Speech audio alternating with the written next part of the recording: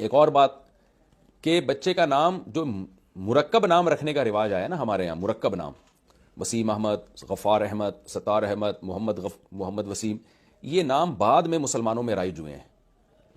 انبیاء کی سنت، صحابہ تابعین کی سنت ہے مفرد نام رکھنا۔ مفرد کا مطلب کیا ہوتا ہے؟ صرف محمد نام رکھے، آگے ابا کا نام آ جائے۔ اب دیکھیں میرا نام ہے طارق مسعود، یہ مفرد نام ہے، کیوں؟ میرا نام صرف طارق ہے اور مسعود میرے والد کا نام، تو آگے ابا کا نام لگا دیں آپ، اور آگے چاہے قوم لگا دیں، جیسے خان، طارق مسعود خان لگا دیا آپ نے، خان قوم، تو قوم کو شو کرنے میں بھی کوئی حرج نہیں ہے۔ عربوں میں اب تک ایسے نام ہوتے ہیں۔ تو انبیاء کے نام آپ دیکھ لیں، آدم، نوح، اسماعیل، اسحاق، یعقوب۔ کبھی آپ نے دیکھا اسحاق احمد، محمد آدم؟ تو ہمارے نبی صلی اللہ علیہ وسلم کا نام بھی صرف محمد، تو آپ بچے کا نام صرف محمد رکھ لیں۔ میرے بیٹے کا نام الحمدللہ صرف محمد رکھا میں نے، ایک کا نام صرف یوسف رکھا میں نے، ایک کا نام صرف ابراہیم رکھا، اسماعیل یا۔ شوہر بیوی کو میکے میں رات ٹھہرنے سے کیا منع کر سکتا ہے؟ پاکستان سے کسی نے پوچھا اسلامی شریعت میں شوہر کتنے دنوں کے بعد بیوی کو اس کے والدین سے ملنے بھیجنے کا پابند ہے، اور اگر بیوی ایک یا دو دن رات کو اپنے والدین کے گھر رہنے کا اصرار کرے اور شوہر منع کرے تو کیا حکم ہے؟ میری بیوی ہر 21 دن بعد، یعنی ہر 21 دن، یعنی ہر تیسرے ویکینڈ کو اپنے والدین کے پاس جاتی ہے اور وہاں 2 راتیں رہتی ہے، جبکہ میں اس سے کہتا ہوں کہ وہ جا کر پورا دن وہاں گزارے لیکن رات کو گھر میں واپس آ جائے، لیکن وہ اس پہ راضی نہیں ہوتی۔ میں اسے کیسے سمجھاؤں؟ براہ کرم شریعت کی روشنی میں میری رہنمائی فرمائیں۔ لیکن اس بارے میں قانون شریعت کا تو یہی ہے کہ بیوی آپ کی مرضی کے بغیر رات نہیں گزار سکتی والدین کے گھر بھی۔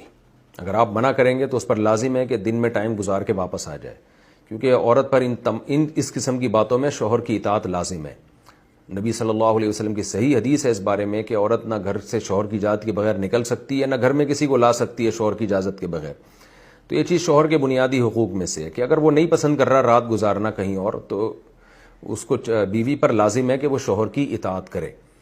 لیکن شوہر کو چاہیے کہ ان باتوں میں دل بڑا رکھے نا، 21 دن کے بعد جا رہی ہے، روزانہ تو نہیں جا رہی ہے، وہ 3 ہفتوں کے بعد بھی اگر وہ چاہتی ہے کہ اپنے ماں باپ کے ساتھ ایک رات گزار لے، ایک دن گزار لے، تو دل بڑا رکھیں۔ کل آپ کی بھی بیٹیاں ہوں گی، آپ بھی چاہیں گے کہ ہمارے پاس آ کے رکا کریں، وہ رات گزارا کریں، ٹھہرا کریں، تو آپ کا بھی کل دل یہ چاہے گا۔ تو جو اپنی بیٹیوں کے لیے سوچتے ہیں وہی دوسرے کی بیٹی کے لیے بھی وہ سوچیں۔